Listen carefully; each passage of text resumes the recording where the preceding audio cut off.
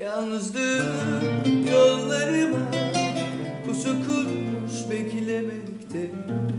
Acılar gözlerini dikmiş üstüme nöbette. Bekliyorum, bekliyorum.